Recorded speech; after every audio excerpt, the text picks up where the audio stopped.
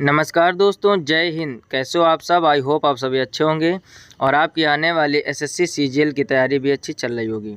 आज हम लोग कवर करेंगे एसएससी सीजीएल 2030 में आए हुए भारत तथा विश्व के भूगोल के प्रश्नों की।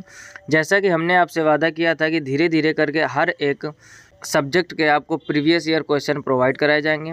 2023 के हिस्ट्री के पूरे कंप्लीट हो चुके हैं, प्लेलिस्ट में जाकर आप वहां से विजिट कर लीजिए, ठीक। और साथ में 2023 के अभी पूरे कंप्लीट हुए और अब सीरीज चल रही है 2022 की। ये बात हिस्ट्री की हो रही है। 22 के बाद हम लोग 21 के कवर करेंगे, फिर 20 के, फिर 19 के, ठीक। 19 के नीचे नहीं जाएंगे और उसके बाद हम लोग लास्ट टाइम करेंगे 2024 के। इसका 2024 के लास्ट में क्यों करेंगे? एक चीज़ समझो, जो चीज़ हाल ही में आपसे पूछी गई है तुरंत 2025 में वो चीज़ें आने के चांस कम रहते हैं, क्योंकि एग्ज़ाम जो सेट किया जाता है उसमें भी पता है कि ज़्यादातर स्टूडेंट प्रीवियस ईयर कवर करके आएंगे, यानी जस्ट पहले साल का। यानी 25 में आप एग्ज़ाम देने जा रहे हो तो 24 के हो सकता है कि क्वेश्चन बहुत कम बने, लेकिन आप ये समझ लो 19, 20, 21 उधर से क्वेश्चन लिए जा सकते हैं। तो पहले हम लोग 19 से लेकर 23 तक कवर करेंगे और लास्ट टाइम हम लोग 2024 के कवर करेंगे। क्लियर? तो देखते हैं पहला प्रश्न क्या लिखा हुआ है। लिखा है, जनजातीय जनसंख्या 2011 के आधार पर उस विकल्प की पहचान कीजिए जो निम्नलिखित राज्यों को आरोही क्रम में व्यवस्थित करता है। यानी आरोही क्रम में आपको लिखना है। पहला लिखा हुआ मध्य प्रदेश, फिर लिखा महाराष्ट्र, फिर लिखा ओडिशा। फिर से पढ़ लो। कह रहा है जनजातीय संख्या यानी 2011 की जो जनगणना हुई थी उसके आधार पर आपको आरोही क्रम, सबसे पहले आपको आरोही क्रम क्या होता है ये आना चाहिए। तो आरोही क्रम का मतलब होता है बढ़ते क्रम में। बढ़ते क्रम का मतलब यहाँ पर ये हो गया कि पहले आपको सबसे छोटा लिखना है, ठीक। तो सबसे छोटा आपका यहाँ जनसंख्या की दृष्टि से अगर देखोगे तो सबसे कम जनसंख्या थी किसमें? ओडिशा में, ठीक। आरोही क्रम में व्यवस्थित करता है तो पहला हो जाएगा आपका ओडिशा, ओडिशा के बाद हो जाएगा महाराष्ट्र, फिर हो जाएगा मध्य प्रदेश। यानी इनको जस्ट सीरियल कर दी तो पहले सी, फिर बी, फिर ए। देखो ऑप्शन कौन सा सही लिखा हुआ है? सी, बी, ए। पहला ही ऑप्शन आपका सही हो जाएगा। फिर से पढ़ लो, अच्छा क्वेश्चन है। आरोही क्रम में राज्यों को आपको सेट करना था और जनजातीय जनसंख्या 2011 के आधार पर, यानी 2011 में जो आपकी जनगणना हुई थी, ठीक। तो पहला ऑप्शन सही हो जाएगा, पहले उड़ीसा, फिर महाराष्ट्र, फिर मध्य प्रदेश। नेक्स्ट पॉइंट देखिए, क्वेश्चन नंबर 2 लिखा है, ब्रह्मांड की स्थिर अवस्था की संकल्पना के बारे में किस वैज्ञानिक ने विचार किया था? पहला लिखा है हेरोल्ड जेफरी, फिर लिखा हुआ है एडविन हबल, फिर लिखा है पियरे साइमन लाप्लास, फिर लिखा हुआ है फ्रेड हॉयल। तो इसका सही ऑप्शन आपका डी हो जाएगा, फ्रेड हॉयल। यानी ब्रह्मांड की स्थिर अवस्था की संकल्पना के बारे में वैज्ञानिक फ्रेड हॉयल ने विचार किया था। नेक्स्ट पॉइंट देखिए, क्वेश्चन नंबर 3 लिखा हुआ है, वैदिक आर्य सप्त सिंधु नामक क्षेत्र में रहते थे जिसका अर्थ 7 नदियों द्वारा अपवाहित क्षेत्र है। 7 नदियों में से एक झेलम नदी है, इसका प्राचीन नाम क्या था? यानी झेलम का प्राचीन नाम क्या था? पहले लिखा परुसड़ी, फिर लिखा विपास, फिर लिखा हुआ अस्किनी, फिर लिखा वितस्ता। तो इसका सही ऑप्शन आपका डी हो जाएगा, वितस्ता। नेक्स्ट पॉइंट देखिए, क्वेश्चन नंबर 4 लिखा निम्नलिखित में से कौन सा राज्य तापी बेसिन का हिस्सा नहीं है? पहले लिखा हुआ राजस्थान, फिर लिखा है महाराष्ट्र, फिर लिखा हुआ गुजरात और फिर लिखा हुआ है मध्य प्रदेश। तो इसका सही ऑप्शन आपका ए हो जाएगा, राजस्थान। यानी राजस्थान तापी बेसिन का हिस्सा नहीं। नेक्स्ट पॉइंट देखिए, क्वेश्चन नंबर 5 लिखा है, निम्नलिखित में से हिमालय के किस उपखंड में कंचनजंगा पर्वत स्थित है? पहला लिखा है अरुणाचल हिमालय, फिर लिखा हुआ कश्मीर हिमालय, फिर लिखा हुआ दार्जिलिंग और सिक्किम हिमालय, फिर लिखा हुआ हिमाचल और उत्तरांचल हिमालय। तो इसका सही ऑप्शन आपका सी हो जाएगा, दार्जिलिंग और सिक्किम हिमालय। नेक्स्ट पॉइंट देखिए, क्वेश्चन नंबर 6 लिखा हुआ है, दिए गए विकल्पों में से असत्य कथन का चयन कीजिए। यानी गलत वाला आपको चुनना है, इस पर ध्यान दो, असत्य वाला बताना है। पहले लिखा हुआ कायांतरित चट्टानें साधारण रूप से पृथ्वी की सतह के काफ़ी नीचे होने, उच्च तापमान और इसके ऊपर चट्टान की परतों के अधिक दाब होने के कारण बन सकती है। तो ये तो पॉइंट सही है, लेकिन आपको गलत वाला चुनना था। आगे बढ़ते हैं। फिर लिखा है वो बैकाल चट्टानें विलयन से अवक्षेपित घुलित सामग्री से बनती। तो ये बात गलत लिखी, बात गलत है, इस वजह से ऑप्शन भी ऐसे ही हो जाएगा, क्योंकि आपको असत्य वाला चुनना था। यानी बैकाल चट्टानें विलयन से अवक्षेपित घुलित सामग्री से बनती लिखा हो, लेकिन ये घुलित सामग्री से नहीं बनती। तो option B will be right answer. Next point देखिए, क्वेश्चन नंबर 7 नंबर लिखा है, कौन सा जलमार्ग भारत बांग्लादेश प्रोटोकॉल मार्ग के माध्यम से भारत के मुख्य भूमि के साथ संपर्क प्रदान करता है? पहला लिखा है NW2, फिर लिखा है NW83, फिर लिखा है NW10, फिर लिखा हुआ NW15। तो इसका सही ऑप्शन आपका ए हो जाएगा, NW2। यानी कह रहा है कौन सा जलमार्ग भारत बांग्लादेश प्रोटोकॉल मार्ग के माध्यम से भारत की भूमि के साथ संपर्क प्रदान करता है? तो वो है NW2। नेक्स्ट पॉइंट देखिए, क्वेश्चन नंबर 8 लिखा हुआ है, निम्नलिखित में से कौन सा शैल का एक प्रकार नहीं, यानी रॉक का कौन सा एक प्रकार नहीं? पहले लिखा है कांतरिक चट्टान, फिर लिखा हुआ आग्नेय चट्टान, फिर लिखा है अवशेष चट्टान, फिर लिखा हुआ है अवसादी चट्टान, तो इसका सही ऑप्शन आपका सी हो जाएगा अवशेष चट्टान।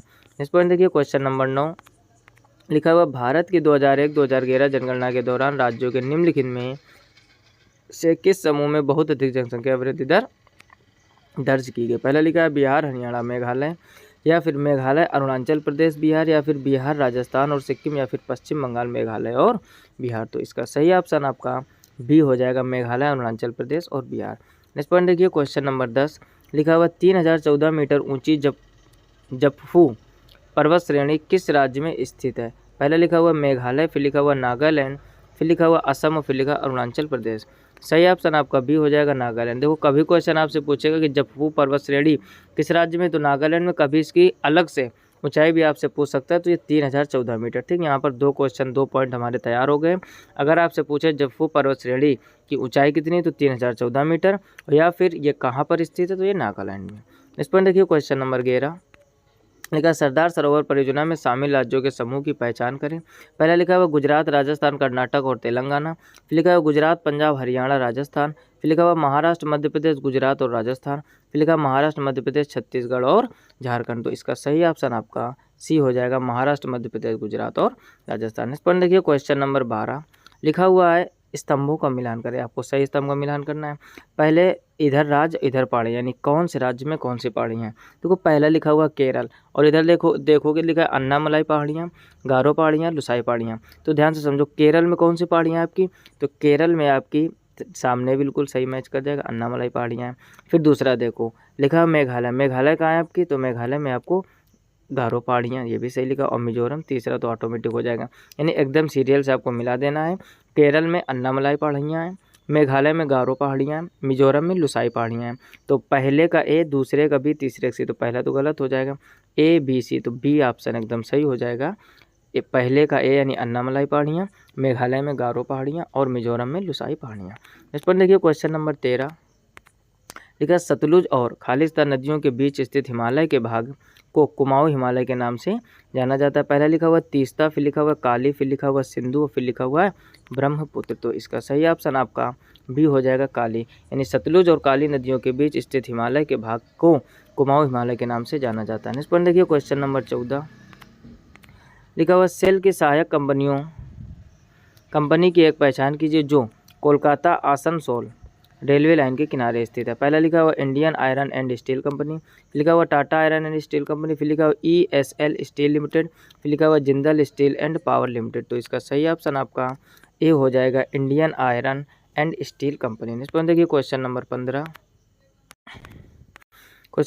लिखा है भारत के निम्नलिखित में से किन राज्यों में अक्टूबर से दिसंबर के दौरान पूर्वोत्तर मानसून के कारण वर्षा होती है। पहले लिखा उत्तर प्रदेश, बिहार और पश्चिम बंगाल, या फिर पंजाब, हरियाणा और मध्य प्रदेश, या आंध्र प्रदेश, मध्य प्रदेश और कर्नाटक, या फिर तमिलनाडु, केरल और आंध्र प्रदेश। तो इसका सही ऑप्शन आपका डी हो जाएगा तमिलनाडु, केरल और आंध्र प्रदेश। इस पर देखिए क्वेश्चन नंबर 16 लिखा सिस्मोग्राफ का उपयोग खालिस्तान को मापने के लिए किया जाता है। पहला लिखा भूकंप को, या भूमिगत खनिज सामग्री, या फिर वर्षा अवक्षेप, या फिर भूमिगत जल स्तर। तो सही ऑप्शन आपका हो जाएगा, एकदम आसान क्वेश्चन है। भूकंप की तीव्रता किससे नापी जाती है, सिस्मोग्राफ से। इस पर देखिए क्वेश्चन नंबर 17 लिखा है द्वितीय पंचवर्षीय योजना का प्रमुख उद्देश्य निम्नलिखित में से किस लक्ष्य को प्राप्त करना था। पहला लिखा भारी उद्योगों पर फोकस के साथ तेजी से औद्योगिकरण, लिखा हुआ आत्मनिर्भर एवं स्वजनी अर्थव्यवस्था, फिर लिखा हुआ स्थिरता के साथ विकास, फिर लिखा हुआ सामाजिक न्याय के साथ विकास। तो इसका सही ऑप्शन आपका ए हो जाएगा भारी उद्योगों पर फोकस के साथ तेजी से औद्योगिकरण। इस पर देखिए क्वेश्चन नंबर 18 लिखा हुआ निम्नलिखित में से कौन सा भारत के कुछ प्रसिद्ध राष्ट्रीय उद्यानों जैसे नागरहोल और बांदीपुर में संरक्षित घरेलू मवेशियों का निकटतम जंगली रिश्तेदार है। पहला लिखा हुआ एशियाई भैंस, फिर लिखा हुआ लाल एंगस, फिर लिखा हुआ नीलगाय और फिर लिखा हुआ गौर। तो इसका सही ऑप्शन आपका डी हो जाएगा गौर। नेक्स्ट पॉइंट देखिए क्वेश्चन नंबर 19 पहले ही ब्लैंक दिया, फिर कह रहा है कि दक्षिणी श्रेणियों में स्थित मासिन नाम में विश्व की सर्वाधिक औसत वर्षा होती है। पहला लिखा हुआ नीलगिरी, फिर लिखा हुआ अरावली, फिर लिखा हुआ खासी पहाड़ियाँ, फिर लिखा हुआ शिवालिक।